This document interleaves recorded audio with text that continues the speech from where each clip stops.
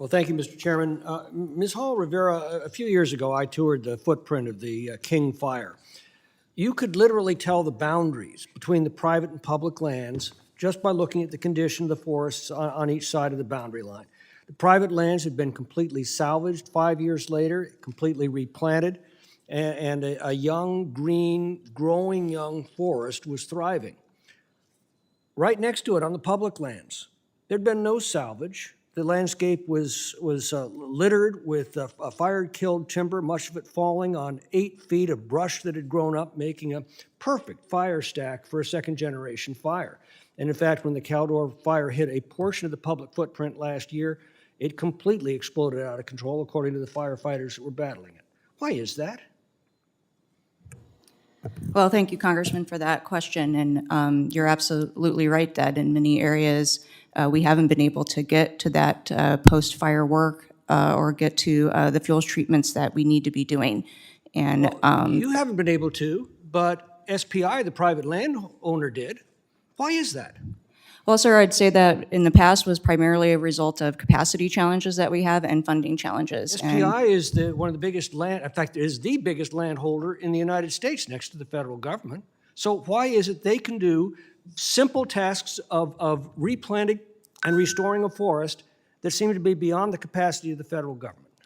Well, we're certainly looking to scale up those kinds of fuel treatments and post-fire work with the investments that we're making. Why the difference? We used to be able to. We used to salvage the lands and replant them after a fire. We used to do exactly what the private landowners do. Why aren't we doing that anymore?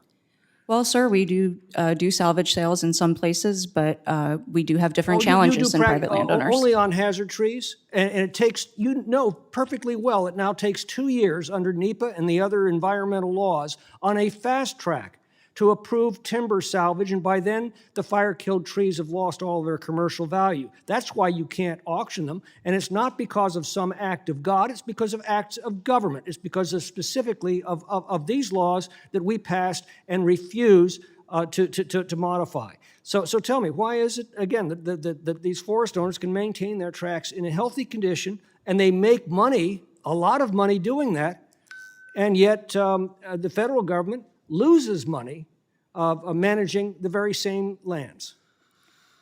Yes, that is accurate, sir. Many times that's the case. And like I said, that's why we're making the investments in fuels treatment in our wildfire crisis strategy, using all the funding and all the tools that we've received from Congress. And we are happy to work with you on any more of those tools. Yes, I know you're putting a lot more money into fighting fires because you've allowed the federal forest to become morbidly, catastrophically overgrown. And now they're doing what a forest does when it chokes itself to death. They're succumbing to disease, pestilence, drought, and ultimately to catastrophic wildfire. Am I missing anything?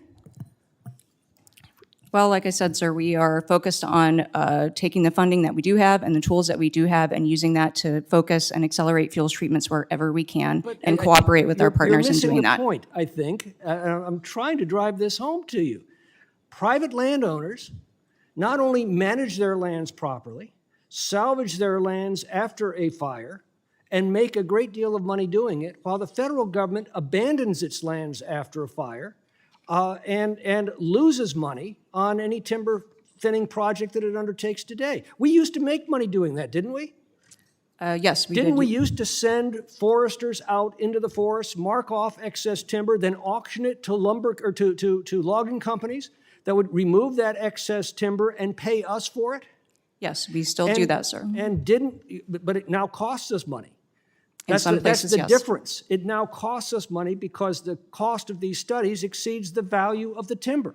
And in those days, when we were efficiently managing the forests, before we put these idiotic laws in place, a quarter of the revenues from the timber auctions went to the communities that were directly impacted, and the other 75% went back to the Forest Service to reinvest in our lands.